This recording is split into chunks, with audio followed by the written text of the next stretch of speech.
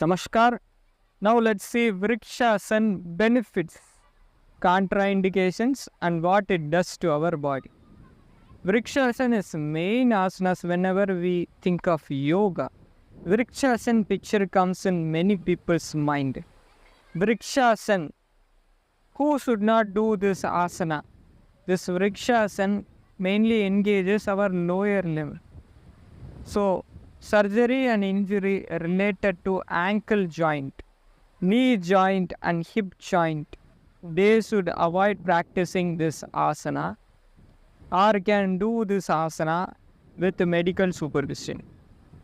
And the next thing is this asana, while beginning to learn this asana, it is always advised that it is done under the supervision of a yogacharya, yoga master or a yoga professional. Because in case if the muscles nearby the pelvis area, if it is weak, while learning this asana, jerky movements may occur and the alignment of pelvis may be misaligned. So always while beginning to learn under yoga professionals guidance only. And the next thing is, for all the balancing asanas, it is advised that very high blood pressure or very low blood pressure, low sugar or high sugar levels, or people who have tendency to faint, very weak people, they should do under the supervision or they can avoid this practice initially. Because while doing these type of asanas, there is tendency to fall down for these people. And coming to benefits of this asana, it is main asana for strengthening concentration power, increasing willpower and mind power. To increase the memory power, it boosts our confidence, opens our chest area, thoracic area, changes our structure, and also strengthens lower leg muscles and total leg areas. This Vrikshasana, it stimulates the Muladhara Chakra and grounds us.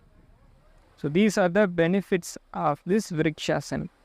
Let's see how this asana to be done perfectly. Thank you. Namaskar. Now let's see how to do Vrikshasana properly for its maximum benefits. For starting position, we have to keep our legs together. Body should be loose and relaxed. Our hands should be kept beside our thighs. Chest should be held upright. Shoulder rolled backwards and gaze straight. Spine should be straight and body should be relaxed as I said above.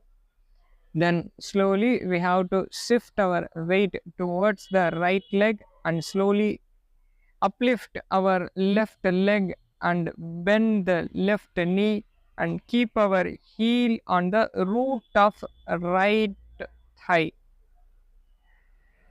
The feet should not press our right leg to the opposite direction.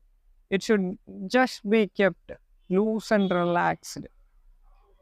Upon fixing this, our pelvis should be held in neutral position. Knee should neither be forward nor be backward. It should be in straight line. Then this is the lower limb correction. Then after this, our core should be little tight. Core should be engaged while doing this practice. Slowly inhale and raise our both the hands till shoulder level distance.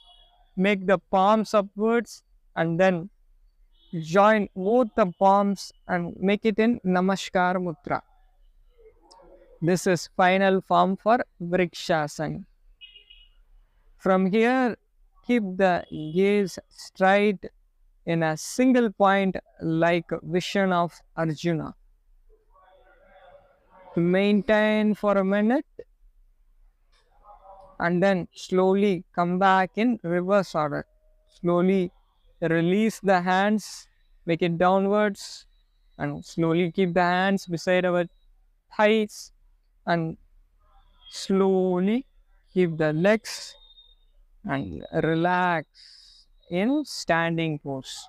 While relaxing, feel the changes that has happened after practice of Vrikshasana.